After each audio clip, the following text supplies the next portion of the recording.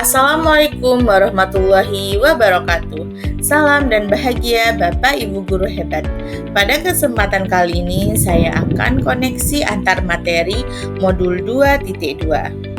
Perkenalkan, nama saya Aisyatun Nafisah, calon guru penggerak angkatan 11 dari SD Negeri Jerebeng Lor 3 Kota Probolinggo. Berikut adalah fasilitator saya, yaitu Iyati Jusniar, SD SPD MPD, dan Ibu Pengajar Praktik Ibu Yeni Galuh Budi, KSPD MM. Pada pertanyaan pertama, yaitu pertanyaan pemantik. Apa kesimpulan tentang perubahan pengetahuan, keterampilan, sikap, serta pemimpin pembelajaran setelah mempelajari pembelajaran sosial emosional? Setelah saya mempelajari pembelajaran sosial dan emosional, yaitu seharusnya guru memiliki peran penting untuk mempelajari ilmu PSE, yang diantaranya kesadaran diri, manajemen diri, kesadaran sosial, keterampilan berelasi, dan pengambilan keputusan yang bertanggung jawab.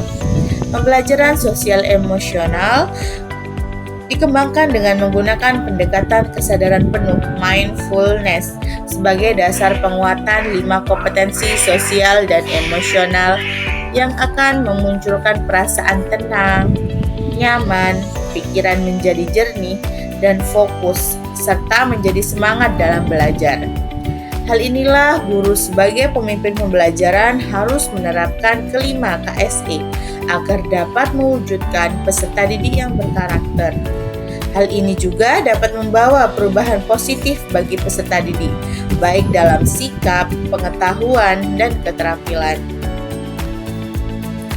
Pertanyaan pemantik kedua, apa kaitan pembelajaran sosial dan emosional yang telah Anda pelajari dengan modul sebelumnya?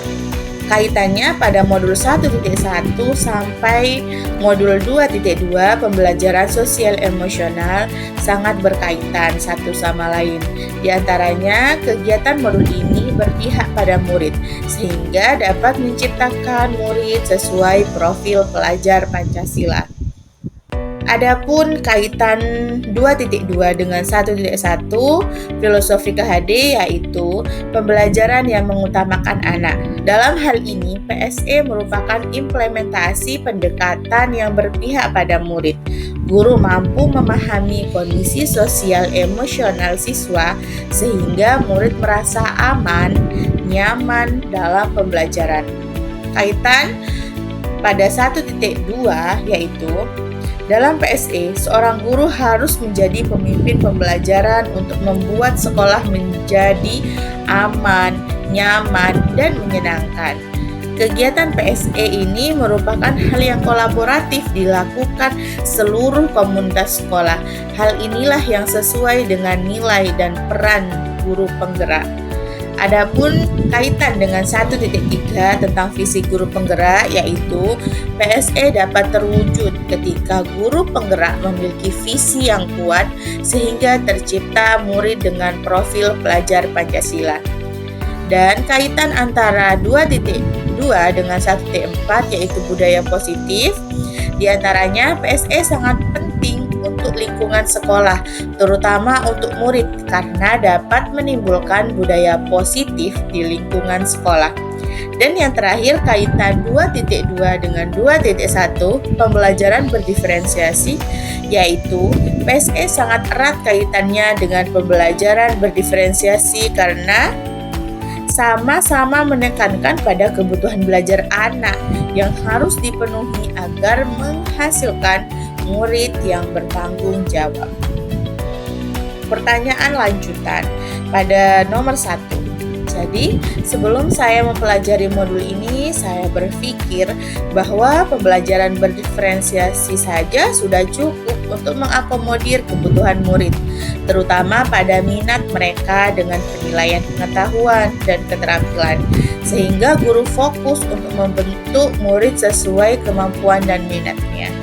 Setelah saya mempelajari modul ini, ternyata pembelajaran diferensiasi saja tidak cukup. Seorang guru harus menggabungkan pembelajaran sosial emosional untuk menciptakan kondisi mental dan sosial pada murid.